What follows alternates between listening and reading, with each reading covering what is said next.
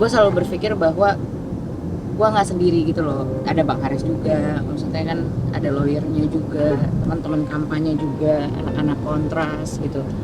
Jadi ya gue mikir buat apa gue merenung dan sedih gitu, toh juga gue nggak ngerasa ngelakuin kesalahan juga, orang-orang juga banyak yang dukung gitu. Kemarin gue ke Papua juga orang tuh yang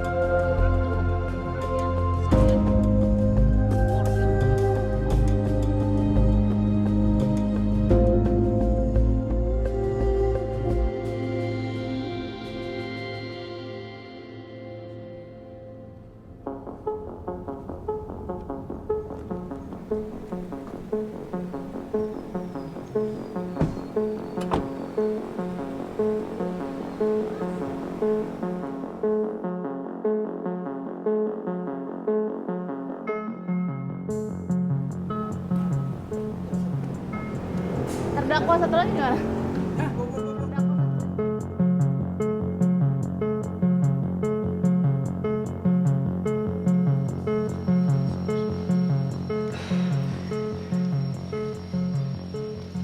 Prediksi ya, sebenarnya kita udah memprediksi bahwa hakim udah pasti bakal melanjutkan gitu ya. Dan kita bisa ngelihat gimana sistem peradilan di Indonesia tuh masih sangat sebelah mata gitu loh buat kasus-kasus yang berbasis hak asasi manusia ataupun kepentingan publik. Apalagi kalau misalkan si pelapornya adalah pejabat publik gitu.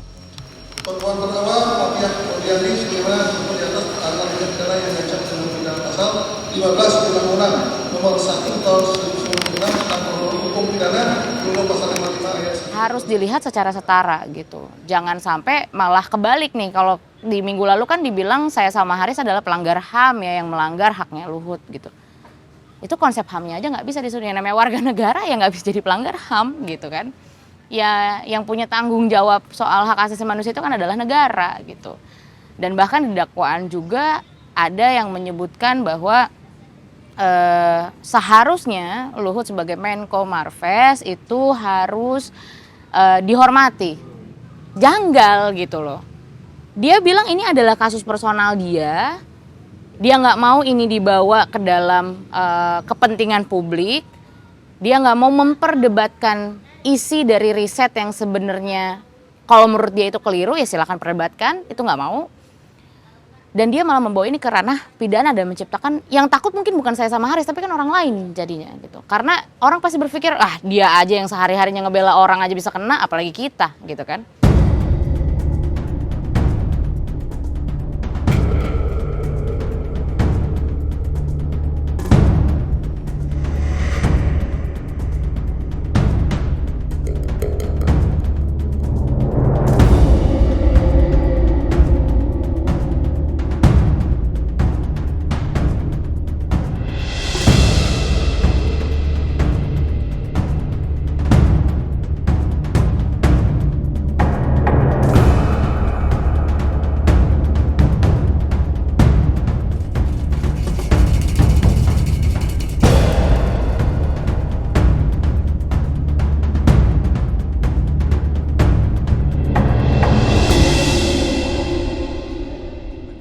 Warga pada saat itu awalnya masih merasa bahwa ini krisis ekonomi yang bisa diatasi oleh pemerintah. Tapi begitu sebulan, 2 bulan, karena ini 97 kan, 97 bayangkan dari mulai sekitar bulan Agustus, September, Oktober, November itu gak selesai-selesai.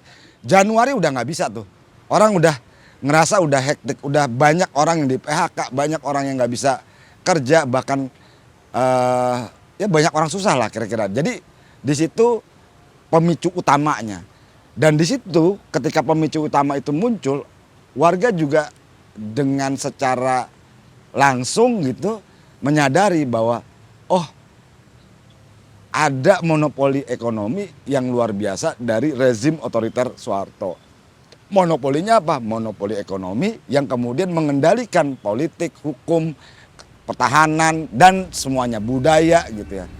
Jadi artinya seni juga diberangus, dilimitasi gitu. Nah ini yang menurut gua kayaknya perlu kita ingat dan kita refleksikan kembali bahwa awalnya itu selalu ekonomi gitu ya. Dan kalau 98 menurut saya pemicu utamanya ekonomi.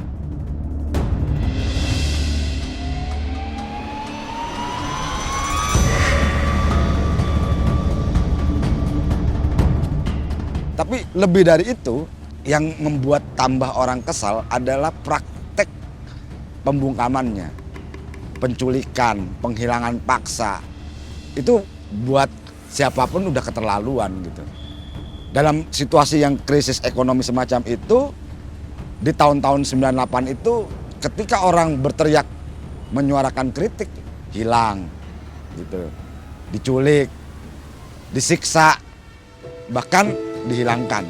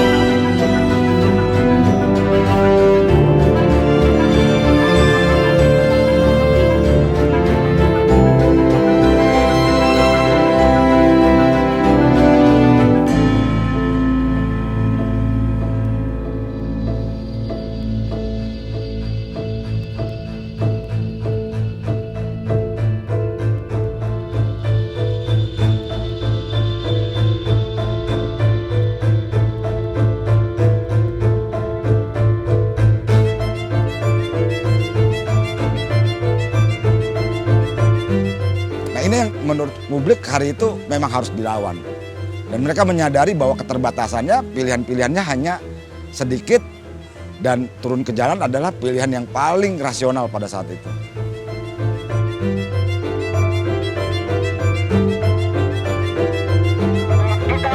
Yang kita inginkan adalah reformasi damai.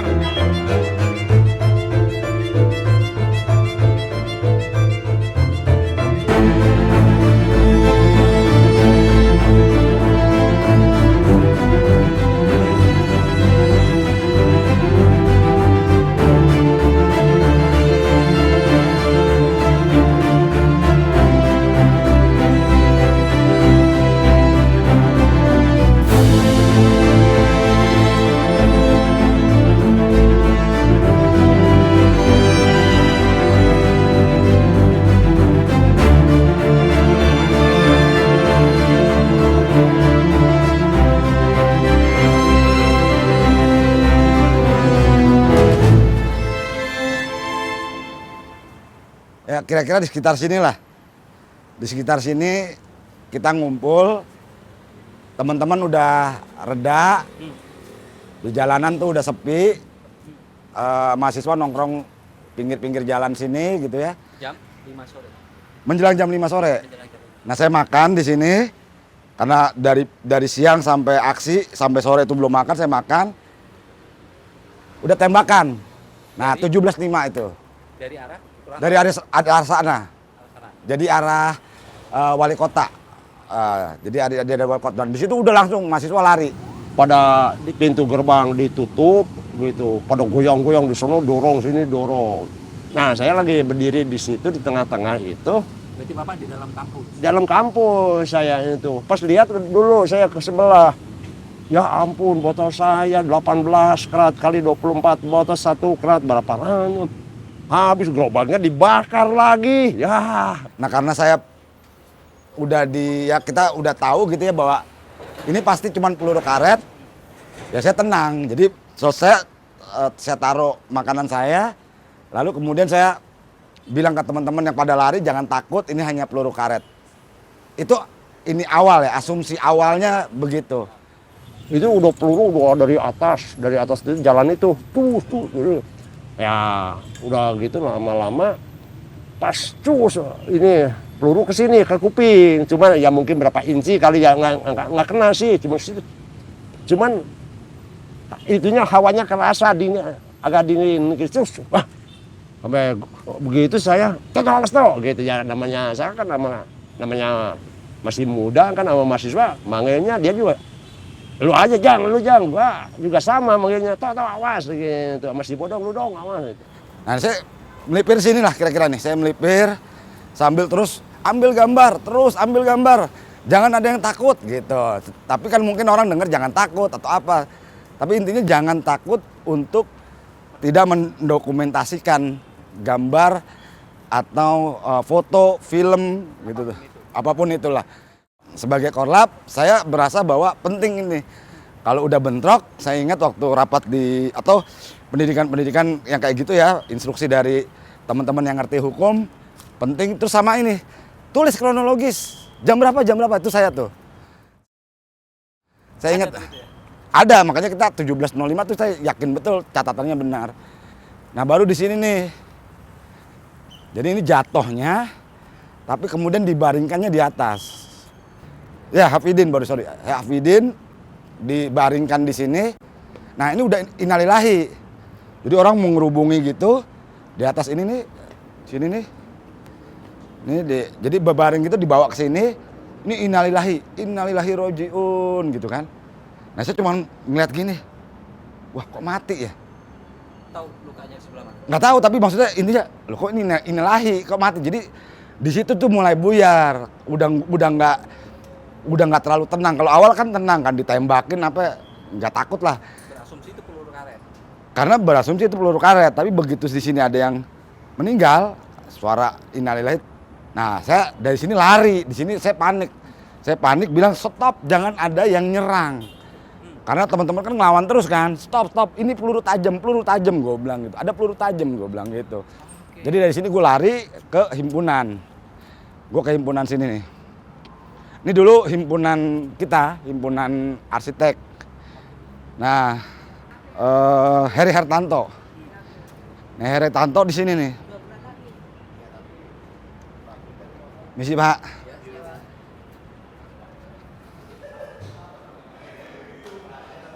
Ini himpunan saya, ini himpunan saya nih. Lalu Heri Hartanto tuh di sini, dibaringkan di sini nih. Toh awas gitu, masih bodong lu dong awas gitu aja ngomong gitu, nggak kayak sekarang. Nah pas gitu pas nengok kok siaran tuh tergeletak gitu, celentang. Lampu ini kalau nggak salah warnanya kuning bukan putih, jadi kan nggak jelas. Nih pas itu, nah pas siaran tergeletak. Nah digituin jidatnya digituin sama saya. Astagfirullahaladzim ya Allah, bilang gitu, ini kenapa ya? Tapi kalau Heri itu udah dalam sakratul maut. Entah juga udah, karena Heri di dada kan. Nah temen tuh juga karena panik mungkin mencari-cari, ini darah semuanya, mencari lubangnya, ada yang mau coba ngambil nyabut. Nah pas lagi saya begini saya mikir kan, wah ini udah dingin, wah ini kayaknya udah mau meninggal nih. Tiba-tiba dari sana elang kena gitu, lari lagi saya ke sana, saya keluar tuh. Dari sana saya keluar ke sana, elang kena nih di sini nih. Jadi rupanya elang kenanya di parkiran, sempat dibawa, dia melarikan diri gitu. Aduh gitu ya. Terus kemudian udah di sini udah dingin. Nah saya pegang elang di sini nih. Saya bawa sini. Nah di sini agak lama kita menunggu mobil yang mau mengevakuasi. Nggak lama, itu menit nggak tahu menit berapa, nggak sampai jam-jaman berapa menit kemudian. Datang ambulan Trisakti dibawa ke Sumber Waras. Saya tahu, cuman nggak ikut. Di kemudian hari saya tahu bahwa elang sampai di sana masih ditahan. Jadi kampus kita tuh dikepung, pintu gerbang tuh dijaga sama tentara, sama polisi gitu ya. Nah intinya mereka tidak memberikan kita keluar. Entah apa alasannya, dianggap kita mau ditangkap lah, Anda segala macam, banyak ditanya-tanya. Tapi akhirnya dalam perjalanan kabarnya teman yang membawanya itu mengabarkan bahwa elang udah nggak ada gitu. Nah situasi itu membuat saya wah ini saya kemana nih, gitu kan. Sampai terus kalau keluar saya tahu pasti saya akan ditangkap. Jadi ada imajinasi itu, ada paranoid semacam itu. Nah ada wartawan di situ yang masuk ke dalam, mau ke Sumber Waras ya? Iya mas, lu pakai jaket gua aja. Saya dijaketin pakai mahasiswa gitu ya.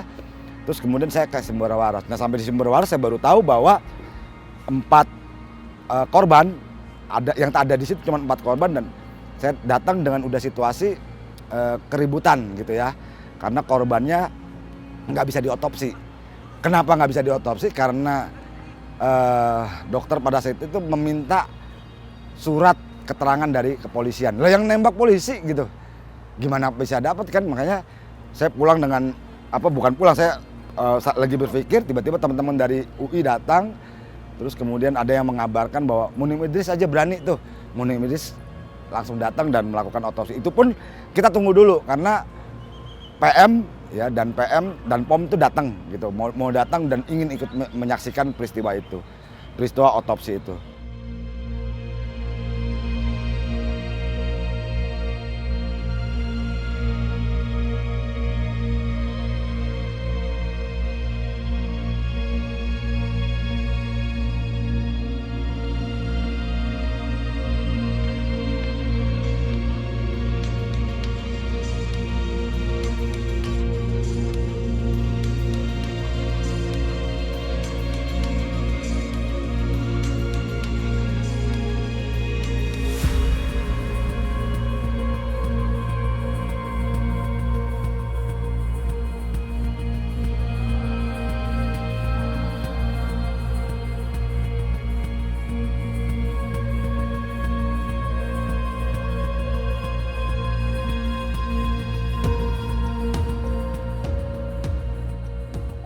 Atau otopsi itu jelas memang bidikan ya, ada tembakan bidikan ke daerah mematikan gitu ya. Emang tujuannya mematikan gitu ya, dada dan kepala gitu.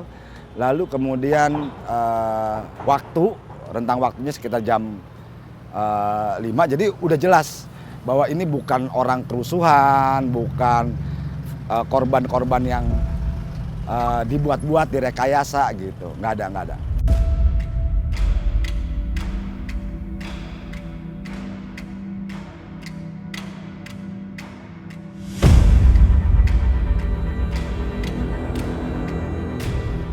Singkat cerita, keprihatinan itu mendorong gerakan mahasiswa menduduki gedung DPR MPR, menuntut Soeharto mundur, dan Soeharto mundur, mulailah era baru demokrasi di Indonesia. Saya memutuskan untuk menyatakan berhenti dari jabatan saya sebagai Presiden Republik Indonesia.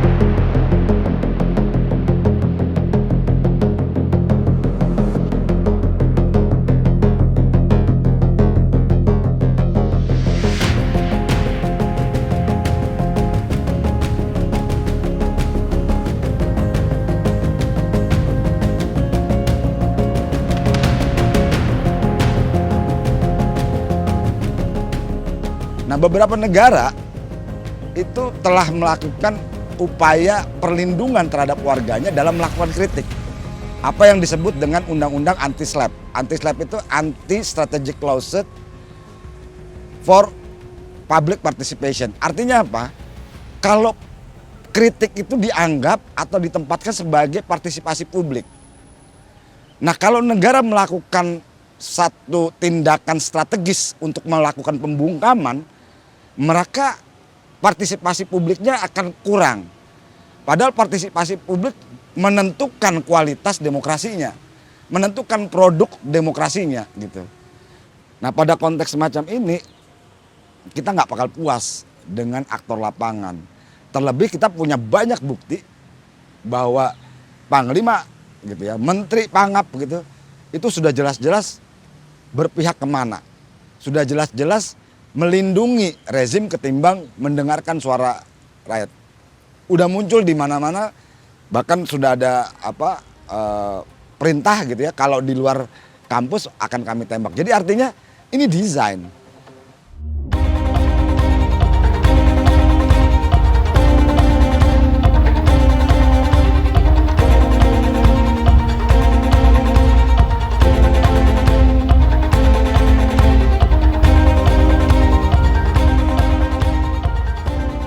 Yang saya pengen jelaskan bahwa tahun 98 kita secara struktur negara, badan-badan kelengkapan untuk melindungi hak asasi manusia belum lengkap. Memang ada Komnas HAM, tapi Komnas HAM yang dibuat ini tidak berbasis pada undang-undang hak asasi manusia. Undang-undangnya belum ada. Harus diingat, undang-undang HAM baru ada tahun 99. Undang-undang pengadilan HAM baru ada tahun 99. Mengapa itu ada terjadi sementara peradilan militer harus berjalan? Peradilan militer itu adalah peradilan yang diselenggarakan oleh institusi militer atas pelanggaran anggotanya. Artinya tafsirnya adalah tafsir si institusi militer terhadap pelanggaran semacam itu. Tentu ya nggak ada pelanggaran HAM karena di perang membunuh itu oke.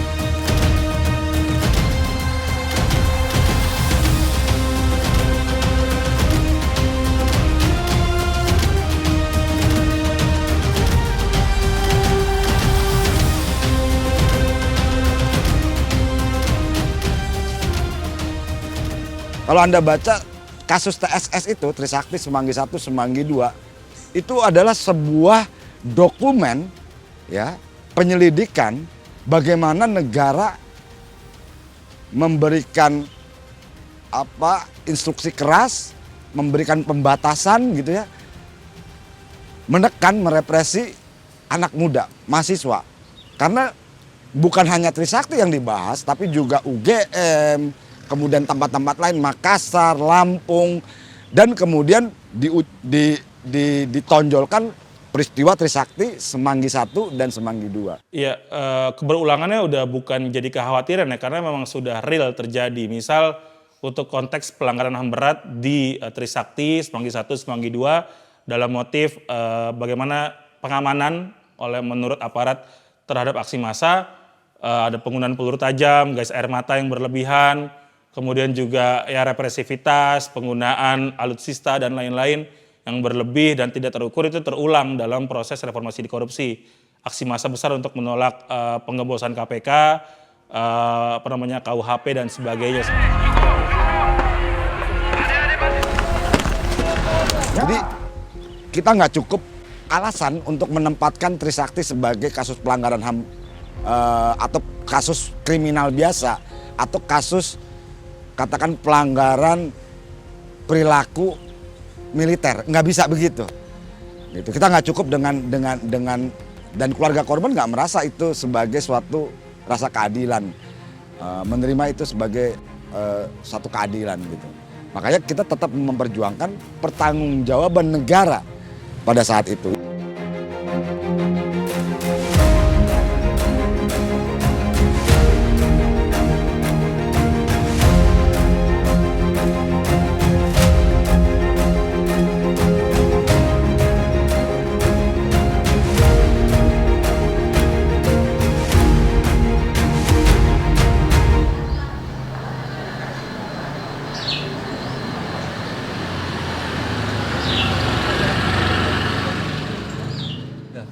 Bunda masih ingat nggak pertama kali pindah ke sini itu tahun berapa? Masih ingat? Tahun berapa ya itu? Kalau nggak salah tahun 98 apa? Begitu peristiwa selesai langsung pindah ke sini. Nggak dikasih tahu bahwa almarhum tuh meninggal, sakit, dia bilang gitu. Taunya udah meninggal.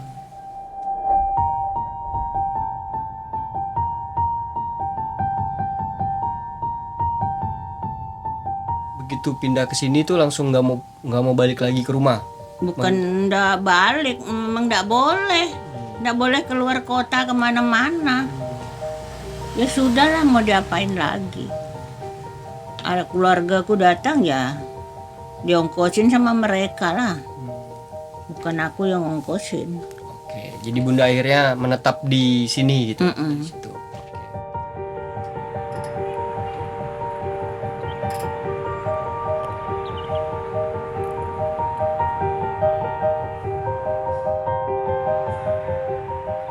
Mungkin sebetulnya buat saya pribadi ada beberapa foto ya yang ketika saya melihat itu saya betul-betul tertegun, marah, kecewa, sedih ataupun juga turut bangga dan ingin melanjutkan perjuangan-perjuangan tersebut. Nah, beberapa foto yang saya bilang sangat miris ataupun ironi, salah satunya adalah foto ini mungkin ya. Bisa dilihat mungkin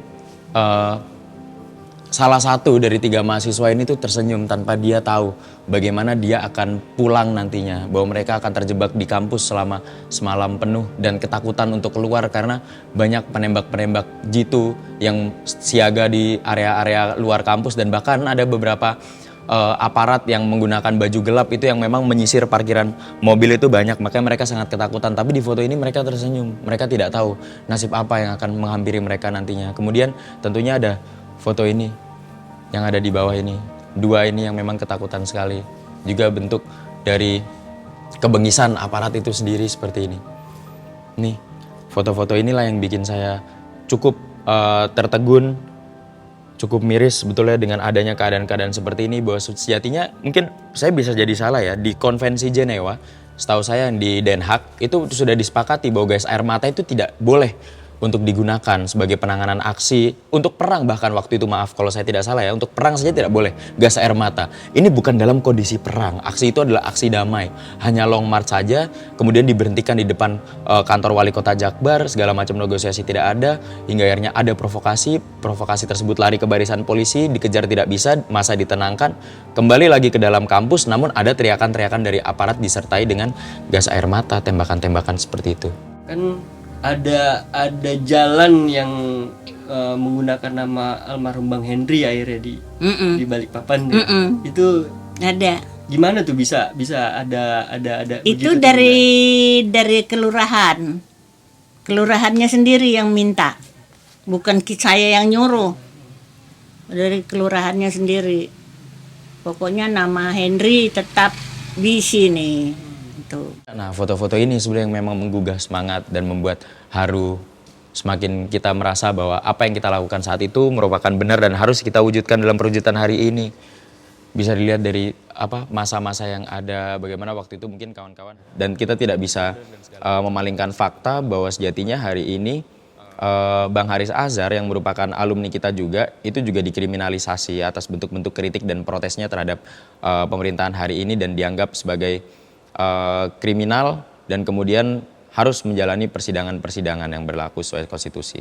Padahal sejatinya hal-hal tersebut merupakan hal yang layak-layak saja untuk kita menyampaikan aspirasi dan melayangkan kritik dan bentuk-bentuk dari protes untuk kemajuan dari kehidupan bangsa. Namun sayangnya tanggapan-tanggapannya sepertinya tidak terlalu humanis hari ini. Justru hal tersebut dilakukan pembungkaman dan represivitas seperti itu.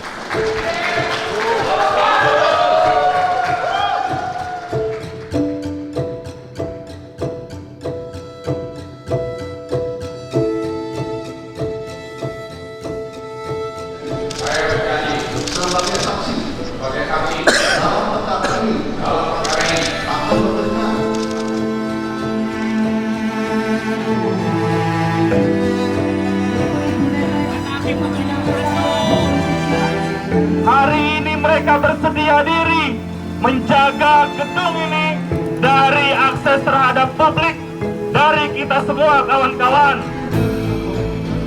Pagar yang rapat detik ini tadi dibuka dengan begitu luas saat saksi, saat menteri, saat pengusaha, saat penguasa yang bernama Luhut Binsar Panjaitan masuk ke dalam kawan-kawan.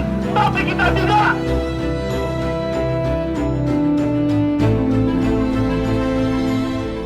Kita jangan intervensi pengadilan. Biarlah pengadilan untuk menentukan.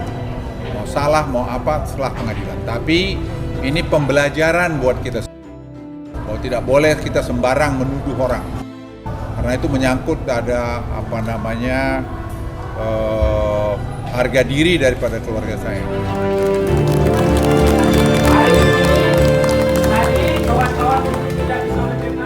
Nah, situasi ini ironi ya sebenarnya, bahwa 25 tahun reformasi, 25 tahun kontras, Haris adalah mantan koordinator kontras dan saya hari ini adalah koordinator kontras, itu masih kena penjagalan ekspresi yang sama.